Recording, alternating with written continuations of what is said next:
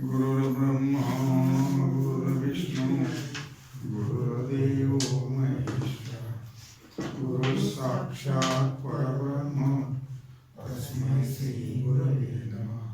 शंकरं शंकराचार्यं केशवं बादरायणं सूत्रभाष्यकृतौ वन्दे भगवन्तौ पुनः पुनः।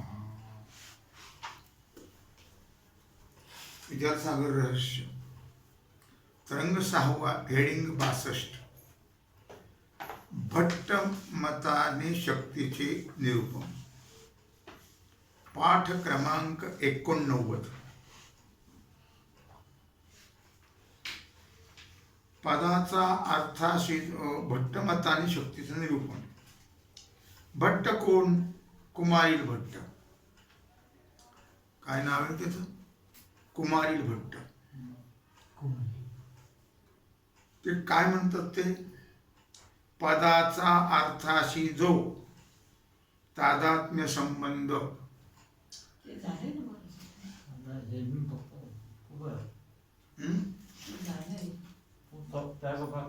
मांडुक्यादी वेदवाक्यामध्ये ओम हे अक्षर ब्रह्म आहे असं सांगितलं आहे। प्रकाशन रूप सर्वांचं रक्षण करणारी ब्रह्म आहे। ब्रह्म कसं आहे? प्रकाशन रूप आहे। ते कसं आहे? सर्वांचं रक्षण करणारं आहे। कोण? ब्रह्म। सर्वांचं, फक्त ब्रह्मच।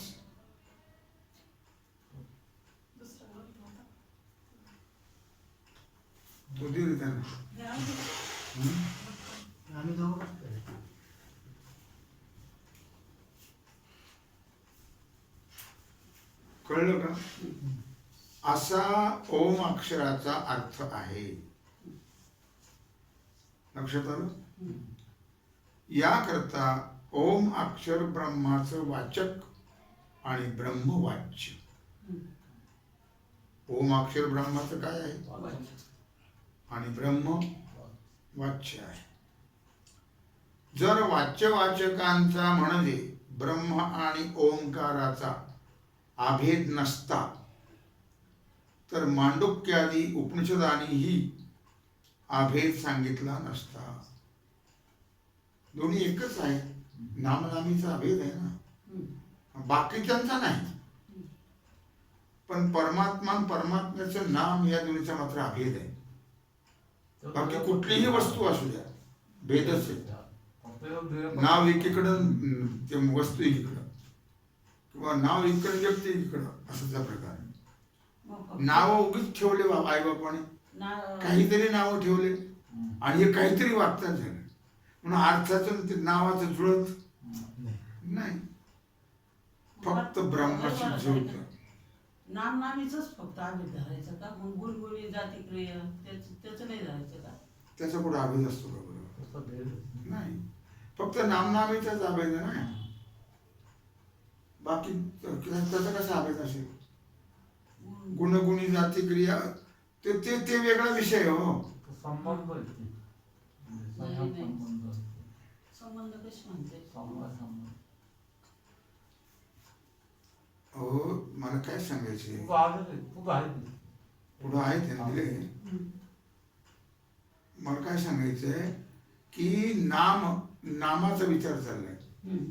नाम आणि परमात्मा, जीवाचं नाम आणि जीव हे एक होऊ शकत नाही, कारण ते ठेवलेलं नाव आहे ना। तसं हे काही परमात्म्याला नाव ठेवलेलं नाहीये। मग नाव आणि परमात्मा हे दोन्ही एक आहेत। या दोन्हींचा अभेद आहे काय ते तुम्ही म्हणता। ते आल्यानंतर विषय पाहू तो कसं आहे पुढे ते, बरं का? पण सध्या इथं काय चाललाय विषय? नाम नामी, नाम परमात्म्याचं, नामी ज्याला ते नाव आहे तो नामी। फक्त नामनामीचा अभेद आहे। इथं नावाच्या दृष्टीने विचार करतात, बाकी कुठल्याच नावाच्या अर्थाचा अभेद होऊ शकत नाही। बघूया पुढं। तेव्हा जर ओंकाराचा ब्रह्माचा आणि ओंकाराचा अभेद नसता तर मांडुक्यादी उपनिषदानेही अभेद सांगितला नसता. काय नाम आणि नामी हे लक्षात ठेवा. पद आणि पदार्थ नव्हे, पद आणि पदार्थाचं ऐक्य आहे. पद आणि पदार्थाचं नाम नामीचं ऐक्य आहे. हा नाम नामी म्हणजे पद पदार्थ नव्हे, हे लक्षात असू द्या. काय पद पदार्थ हा व्यवहारातला भाग आहे आणि नामनामी हा परमार्थातला भाग आहे. म्हणून पदार्थात नामाचा आणि पदार्थाचं ऐक्य आहे. तसं इथं परमार्थामध्ये नाम नामीचं ऐक्य आहे. काय पद पदार्थाचं ऐक्य की नाही, तसं इथं नाम नामीचं ऐक्य सांगितलेलं आहे. मांडुक्य उपनिषदामध्ये अभेद सांगितलेला आहे. म्हणून वाचकांच्या अभेदाविषयी वेद वचन प्रमाण आहे. वाच्य काय आहे? काय वाच्य आहे? ओंकार. वाच्य नाही ब्रह्म. आणि वाचक काय आहे? ओंकार. अरे वाचक आहे ओंकार. आणि ब्रह्म वाच्य आहे आणि ओंकार हा वाचक आहे. काय वाच्य आहे? वाच्य ब्रह्म. आणि वाचक काय आहे? ओंकार. ओंकार आहे. नाम काय असतं? वाचक असतं. वाचक. आणि नामी काय असतो? वाच्य असतो. वाच्य. आलं लक्षामध्ये? म्हणून वाचकांच्या अभेदाविषयी वेदवचन प्रमाण आहे. आणि सर्व लोकांच्या प्रतीतीने म्हणजे प्रत्यक्ष प्रमाणाने वाचकाचा भेद सिद्ध आहे. वाचकाचा भेद सिद्ध आहे. वाचकाचा लक्षात ठेवा, नामनामीचा नाही. आता वाचक ते व्यवहारात आला. आता लक्षात ठेवा, कारण नामनामी फक्त भगवंतापुरतच बोलायचं आणि वाचक हा व्यवहारात आहे सगळा.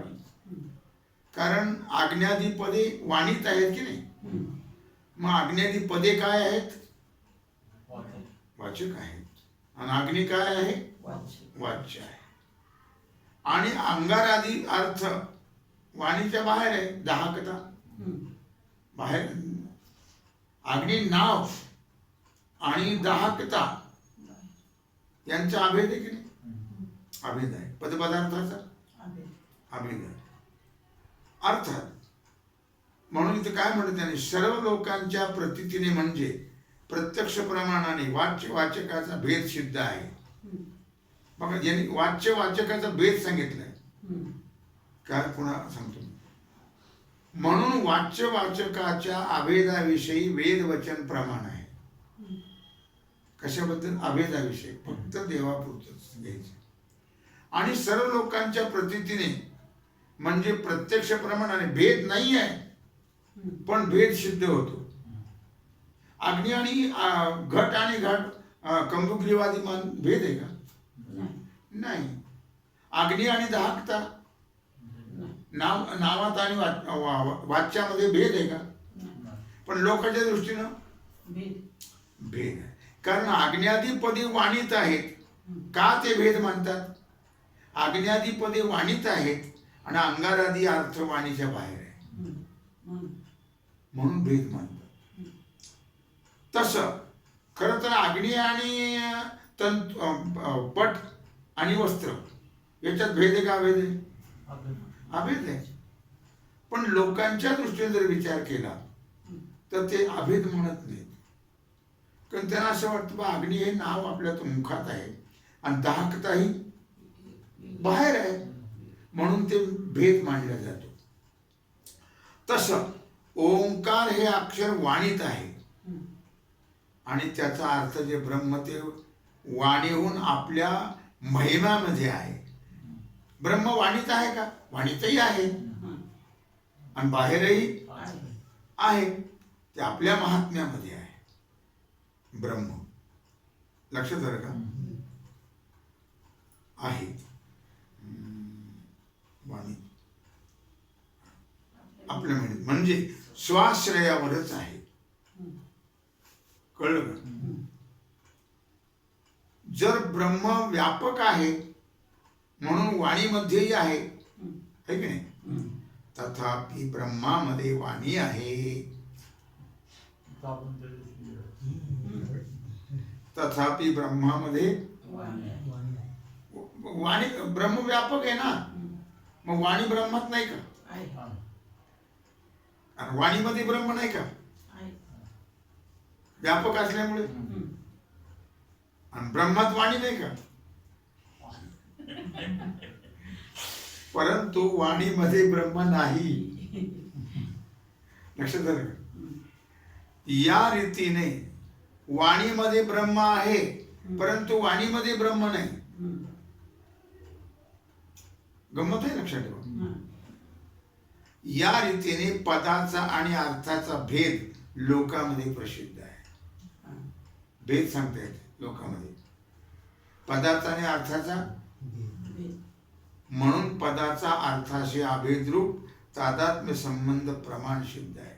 तसं जर पाहिलं तर पदाचा आणि अर्थाचा तादात्म्य संबंध आहे, पण लोक तसं मानत नाहीत म्हणून सांगतात हे. तसाच गुणगुणी यांचा तादात्म्य संबंध आहे. जाती व्यक्ती तादात्म्य संबंध आहे. क्रिया क्रियावान कार्य कारण यांच्यामध्ये भेदाभेदरूप तादात्म्य संबंध आहे. भेदाभेदरूप भेदही आहे आणि अभेदही आहे. कळलं? गुणगुणी, गुण आणि गुणी, मग तसा भेद आहे गुणगुणीचा. पण तसा जर विचार केला तर भेदही आहे आणि अभेदही आहे. म्हणून भेदाभेद रूप तादात्म्य संबंध. तसं वाच्यवाचकाप्रमाणे वाणीत आहे वाचक आणि बाहेर आहे वाच्य. भेद आहे की नाही? पण अभेदही आहे. भेदाभेद रूप तादात्म्य संबंध आहे. लक्षात येते का? नशील तर विचार ना. रूप रस गंधाधिकास गुण म्हणतात. रूप रस गंधाधिकास काय म्हणतात? गुण. रूपादी गुणाचा आश्रय जी भूमी तिला गुणी असं म्हणतात. कळलं का? रूप रस गंधाधिकाचा आश्रय कोण आहे? भूमी आहे. म्हणून तिला काय म्हणतात? गुणी. ज्याच्यावर गुण अवलंबून आहे ती गुणी का? आणि जिच्या ठिकाणी आहे गुण तो गुण. गुण आणि गुणी. अनेक ठिकाणी एक धर्म राहतो त्याला जाती म्हणतात. अनेक ठिकाणी एक धर्म राहतो त्याला. जसं सर्व ब्राह्मण शरीरात एक ब्राह्मणत्व, सर्व जीवामध्ये एक जीवत्व, सर्व घटामध्ये एक घटत्व. 1000 घट आहेत त्यात घटत्व किती आहे? एकच. 1000 ब्राह्मण आहेत त्यात ब्राह्मणत्व जाती एकच.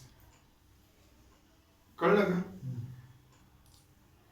अनेक जीव आहेत पण जीवत्व एकच. सर्व घटामध्ये एक घटत्व ही जाती आहे. त्या श्लोकामध्ये ब्राह्मणपणा, जीवपणा, घटपणा म्हणतात. जातीचा आश्रय ब्राह्मणादी तिला व्यक्ती म्हणतात. जातीचा आश्रय ब्राह्मणादी ते कोण? व्यक्ती.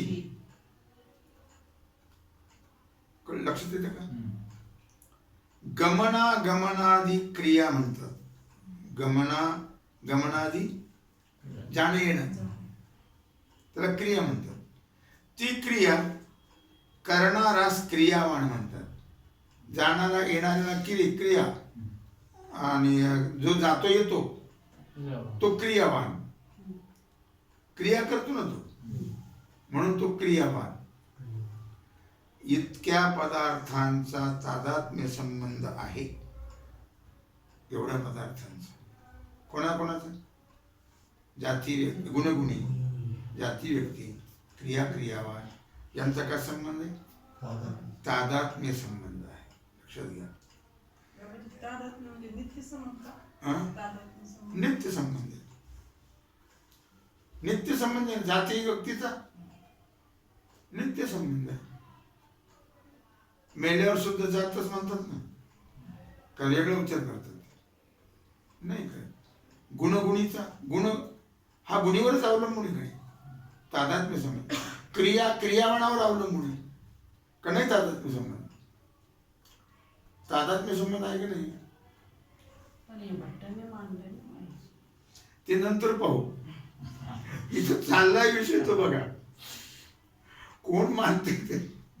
आता याचं काय केलंय पुढे त्याचा नंतर विचार करू. इथं सध्या तो काय म्हणतो आहे, हे थांब माझं ऐक, असं नाही. सध्या त्याच ऐकून घ्यावं लागेल की नाही? आता बोलता बोलता आपल्या लक्षात राहत थांब थांब म्हणा बोलली असं म्हणतो मनुष्य. तसं इथं नाही, थांब आमचं मत असं आहे नाही, अगोदर त्यांचंच ऐकून घ्यायचं. तुम्ही म्हणता ते बरोबर आहे, तरी पण अगोदर त्यांचं ऐकून घेऊया ना. काय म्हणले, काय सांगितलं संबंध? का सांगितला? तादात्म्य संबंध सांगितले नाही का? कोणाच्या मताने? भट्टाच्या मताने. याप्रमाणे गुणगुणीचा, क्रिया क्रियावनाचा, कार्यकारणाचा आपसामध्ये तादात्म्य संबंध आहे. जरी निमित्त कारणाचा अत्यंत भेदच आहे. कुंभार आणि घट अत्यंत भेद आहे, तरी उपादान कारणाचा आणि कार्याचा, माती आणि मडकं, यांचा मात्र भेदाभेद रूप तादात्म्य संबंध. नावाने दोन असायला एकच. जसा कुलाल आदी निमित्त कारणाचा घटरूप कार्याशी अत्यंत भेदच आहे, परंतु उपादान कारण मृतपिंडाचा आणि घटाचा भेद सहित नावाने भेद आणि तसा एकच येते. लक्षात येते का?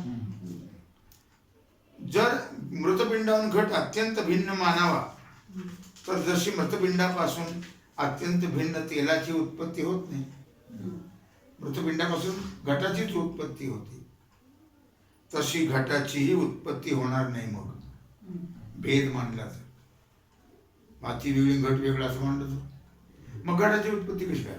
नाही होणार. सोनं वेगळं आणि दागिना वेगळा असं म्हणत दागिन्याची उत्पत्ती होणार नाही सोन्यापासून. अभेद संबंध आहे, तादात्म्य संबंध आहे, भेदाभेद रूप अभेद संबंध आहे. तसाच उपादान कारणाचा कार्याशी अत्यंत अभेद मानावा, तरीही मृतपिंडापासून घटाची उत्पत्ती होणार नाही. अत्यंत अभेद मानावा, दोन्ही एकच मानले तर मग घटाची उत्पत्ती होणार. भेदाभेद तादात्म्य संबंध मानावा लागेल. नुसतं अभेदच मानला तर मग कसं काय होईल उत्पत्ती घटाची? नाही होणार. लक्षात येत आहे का?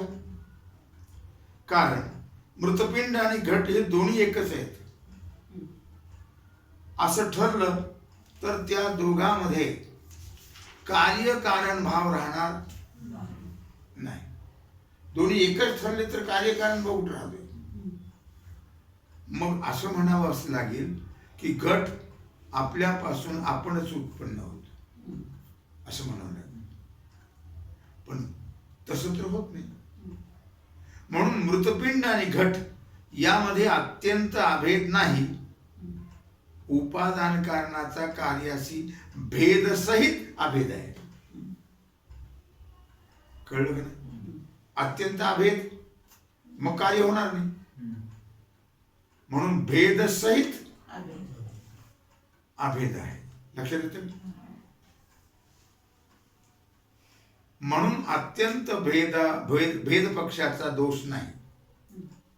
अत्यंत भेद पक्षाचा दोष नाही.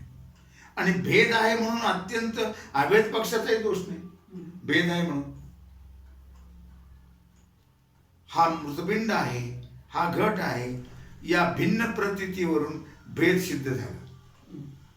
ही माती आहे, हा घट आहे, याच्यावरून भेद सिद्ध झाला. कळलं का? आणि विचार जर केला तर घटाच्या आत बाहेर काय आहे? माती वाचून दुसरी भिन्न वस्तू नाही. भिन्न वस्तूची प्रतीती येत नाही. म्हणून अभेद सिद्ध होतो. आलं लक्षामध्ये? त्यांनी कशी मांडणी कशी केली तुमच्या लक्षात आली का? हा मृतपिंड आहे, हा घट आहे, या भिन्न प्रतीतीवरून वेगळे वेगळे आहेत. आता भेद सिद्ध झाला की नाही? ही माती आहे, हा घट आहे, भेद सिद्ध झाला. आणि विचार जर केला तर घटाच्या आत बाहेर काय? मातीच आहे. मृत्तिकेहून म्हणजे मातीहून भिन्न वस्तू प्रतीत होत, घट वेगळा प्रतीत होत नाही, म्हणून अभेद सिद्ध होत. कळलं का नाही? आणि पदार्थाच्या दृष्टीने जर विचार केला, उपादान कारण आणि कार्याच्या दृष्टीने जर विचार केला तर मग मात्र भेद आहे. उपादान कारण वेगळं आणि कार्य वेगळं. कार्यात जरी तेच आहे, इथं तेच सांगतायत, तरी पण अभेदच आहे. मग अभेद असेल तर कार्य होणार नाही. म्हणून भेदाभेद तादात्म्य संबंध. केवळ अभेद जर असेल कार्य होणार. म्हणून भेदाभेद रूप तादात्म्य संबंध. लक्षात येते का नाही? यावरून उपादान कारणाचा कार्याशी भेदाभेद रूप तादात्म्य संबंध आहे. बरं का? तसाच गुणगुणी, जाती व्यक्ती, क्रिया क्रियावान यांचा भेदाभेद रूप तादात्म्य संबंध आहे, असं समजून घ्या. हे आहे भट्टाचं मत. आता पुढे तुम्हाला काय करायचं करा, खंडन. हे सांगितलं भट्टाचं मत. लक्षात आलं? आता आपल्याला काय म्हणायचं ते म्हणू. आता हेडिंग 63 आहे, भट्ट मताचं खंडन. आता खंडन करता येईल, पण त्याच्यात मध्ये मध्ये बोलता नसतं ना, हे थांब मला बोल. आपल्याला पुढचं माहिती असल्यानं आपण म्हणतो ते बरोबर नाही, पण आता वाचताना पुढचं माहिती असं दाखवावं ना. तसं दाखवावं लागेल. हे भट्टांचं मत बरोबर नाही. सुरुवातीला त्यांनी खंडन केलं. कारण जरी एका गटामध्ये त्यांच्या, पण तुम्हाला भट्टाचं मत बरोबर वाटलं की चुकीचं वाटलं? म्हणजे ते नाही, आम्हाला चुकीचं वाटतच नाही. आम्ही जेव्हा आमचं मत मांडू तेव्हा वाढलं ते चुकीचे होते. पण जेव्हा आम्ही आता ऐकलं तेव्हा तुम्हाला चुकीचं वाटलं का बरोबर वाटलं? पूर्व पक्ष जेव्हा शंका करतो किंवा पूर्व आपली मांडणी करतो तेव्हा आम्हाला नक्की वाटतं अरे हो बरोबर आहे राव. आणि ज्यावेळी मग उत्तर पक्ष त्याचं खंडन करतो मग वाटतं हेही बरोबर आहे राव. मग हे बरोबर का हे बरोबर? भट्टाचं मत हे बरोबर नाही. कारण जरी एका घटामध्ये त्याचा घटाचा अभेद आहे, एका घटामध्ये त्याच घटाचा अभेद आहे, बरं का? दुसऱ्या पदार्थाचा त्या घटाशी भेद आहे, दुसऱ्या पदार्थाचा, पण घटाघटाचा अभेद आहे. तरी ज्याचा अभेद आहे त्याचा भेद नाही, आणि ज्याचा भेद आहे त्याचा अभेद नाही. आता ही मांडणी बघा तुम्ही कशी येते. ज्याचा अभेद आहे त्याचा आणि ज्याचा भेद आहे त्याचा अभेद नाही. म्हणून एकाच वस्तूचा भेद आहे आणि तिचाच अभेदही आहे हे म्हणणं तुमचं बरोबर नाही. भेदाभेद रूप तादात्म्य संबंध हे तुमचं म्हणणं बरोबर. भेदाभेद आपापसामध्ये विरोधी आहेत. भेद पक्ष वेगळा ना अभेद पक्ष वेगळा आहे नाही. एक कसे होऊ शकते? विरोध आहे. आपल्याला एक वाटलं का वेगळं वाटलं? एकच वाटलं हो, वेगळं कसं काय वाटेल? ते ऐकेपर्यंत तरी आपल्याला बरोबर वाटलं. आता मात्र ते काय म्हणतात, हे भेदाभेद हा विरुद्ध पक्ष आहे. तेव्हा आम्ही असा विचार केला का? नव्हता केला. हो तुम्ही म्हणता तेच बरोबर आहे, तुम्ही म्हणता तेच बरोबर आहे. म्हणून वाच्य वाचक, गुणगुणी, जाती व्यक्ती, क्रिया क्रियावान, उपादान कारण आणि कार्य यात भेदाभेद रूप तादात्म्य संबंध भट्टाने अंगीकारलाय. हम्म. या सगळ्यामध्ये भेदाभेद रूप तादात्म्य. तादात्म्य संबंधात त्याने अंगीकार केलेला आहे. तो अशुद्ध आहे. तो कसा आहे आता आम्ही म्हणू शकतो काजळचा पूर्वी आहे ना ते. काजळ होण्याचा पूर्वीच आहे म्हणून तो तसा वागतो तो कोणी. काजळनंतर नाही ना ते.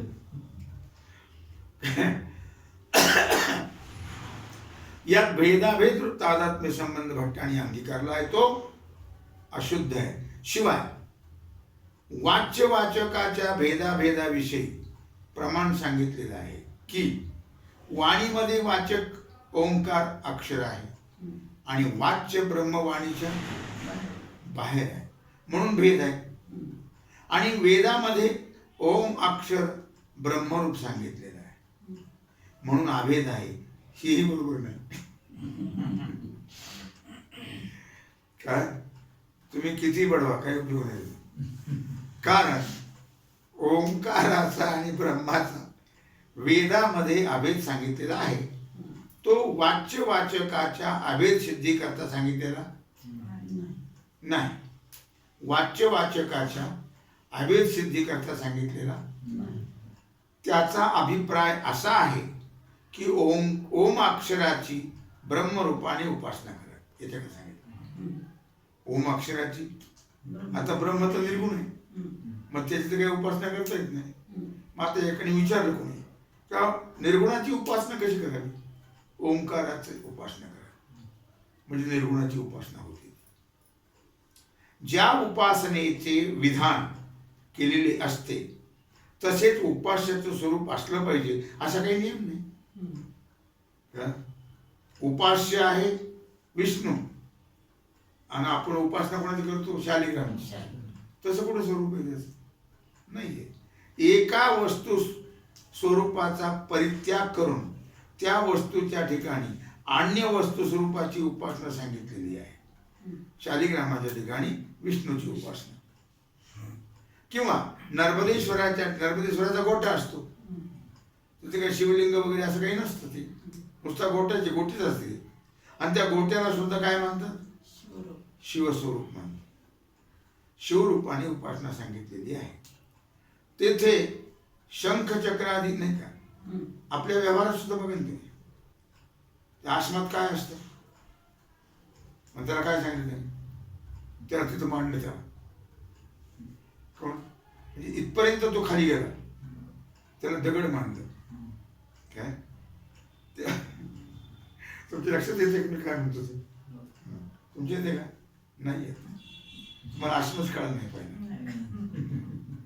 ज्याने ते मडकं फोडतात तो दगड त्याच्यातच आपण जीव मानतो तो त्याला दाव्यानं. त्याला जीव त्याची पूजा करतात दाव्याला.